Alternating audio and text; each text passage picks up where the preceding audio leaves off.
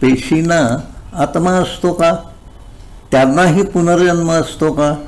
अणू एकत्र येऊन त्यामधून परमाणू निर्माण होतात. निर्जीव असणारे अणुरेणू एकत्र येऊन त्यामधून पुढे पेशी बनतात. रेणूंच्या एकत्र येण्यामधून पेशी तयार झाल्यानंतर निर्जीव असणारी यंत्रणा अचानक सजीव कशी होते याचे उत्तर विज्ञानाकडे नाही. जिऑफ्रे हिंटन माणसे ही ॲनॉलॉजी मशीन्स आहेत असे सुचवितात. पेशी ही यंत्रे आहेत, माणूसही यंत्रच आहे असा दावा विज्ञान करते. माणूस हा संवेदना, भावना, विचार करण्याची क्षमता असणारे पेशींपेक्षा अधिक सुधारित असे यंत्र आहे. पृथ्वीवरील जीवनाची सुरुवात एकपेशीय जीवांपासून झाली. कोट्यावधी वर्षांपर्यंत पृथ्वीवर पेशींचेच राज्य होते.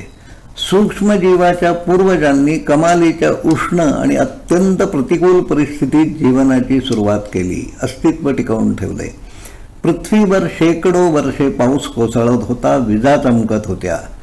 त्या घुसळण्यामधून जी संयुगे तयार होत होती ते मोडण्याचे काम एकपेशीय जीवांकडून होत असले पाहिजे, कारण त्या काळात पृथ्वीवर त्यांच्याशिवाय अन्य कोणताही जीव अस्तित्वातच नव्हता.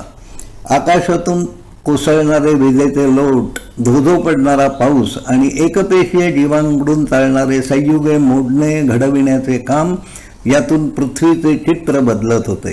बदलणाऱ्या परिस्थितीत टिकून राहण्यासाठी जीव स्वतःमध्ये बदल घडवून आणत असतो. कोट्यावधी वर्षे पृथ्वीवर एकपेशीय जीवांचेच राज्य होते. अनेक पेशीय जीव टिकून राहण्यासारखी परिस्थिती निर्माण झाल्यावर बहुपेशीय जीव निर्माण होऊ लागले. उत्क्रांतीचे चक्र हे डोळ्यांना न दिसणाऱ्या सूक्ष्म जीवांनी गतिमान केले आहे. मानव हा गेल्या काही लाख वर्षात उत्क्रांत झालेला जीव आहे. मुख्यतः सजीव पेशीच जीवनाचे चक्र फिरवीत असतात. मानव ही प्रजाती अन्य कोणत्याही सजीवाप्रमाणे अनेक सूक्ष्मजीव एकत्र येण्यामधून तयार झालेली आहे. यापैकी काही पेशींचे आयुष्य जेमतेम काही मिनिटे एवढे असते, तर काही पेशी अनेक दिवस, महिने जगतात. पेशींव्यतिरिक्त शरीराच्या आश्रयाने असंख्य विषाणूही जगत असतात. मानवी मेंदूतील न्यूरॉन पेशी माणसाचा मृत्यू होईपर्यंत जगू शकते. कोणी किती काळ जगायचे याचे नियम कोण ठरवतो हे माहीत नाही, पण मृत्यू हा साऱ्याचा शेवट नाही हे निश्चित. या आधीच्या झऱ्यावरील सादरीकरणात पाण्याचा पहिला रेणू समुद्रापर्यंत कधी पोचतो असा प्रश्न मी विचारला आहे. गुरुत्वाकर्षणाच्या प्रभावामुळे खाली उतरणाऱ्या पाण्याच्या पहिल्या रेणूमुळे झरा उगम पावतो. त्याला येऊन मिळणाऱ्या अन्य रेणूंमुळे पाण्याचा ओघ वाहणे सुरू होते. यापैकी बरेच रेणू समुद्रापर्यंत पोचतच नाहीत. मानवाच्या शरीरात अब्जावधी पेशी जन्माला येत असतात. त्यांचे आयुष्य संपल्यावर त्या मरतात. त्यांना आश्रय देणारे शरीर सतत जन्माला येणाऱ्या नवीन पेशींच्या बळावर जिवंत राहते. विश्व हा एक इलेक्ट्रोमॅग्नेटिक ऑर्गॅनिझम आहे. डॉक्टर मोहरीर तसा दावा करतात. आपल्या शरीरात जशा पेशी राहतात तसे त्या वैश्विक जीवाच्या शरीरात आपण राहत असतो. पुरुष सूक्तात सहस्र शीर्षः पुरुषः असे म्हटले गेले आहे. डॉक्टर मोहरीरांचा इलेक्ट्रोमॅग्नेटिक ऑर्गॅनिझम हा अनंत शरीरांचा बनलेला वैश्विक जीव आहे. हा सर्व काही व्यापून दशांमुळे उरलेला इलेक्ट्रोमॅग्नेटिक ऑर्गॅनिझम आपल्यासारखे छोटे मोठे जीव जगवीत असतात.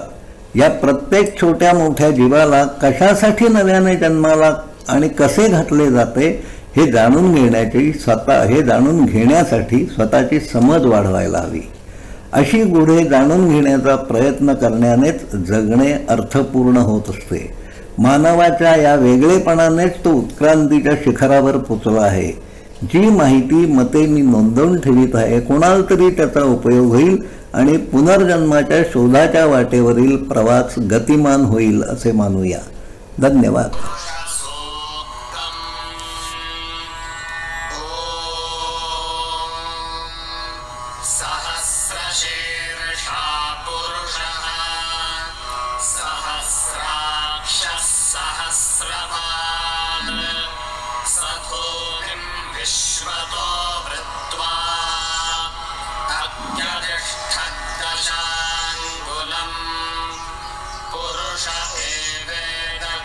सर्वं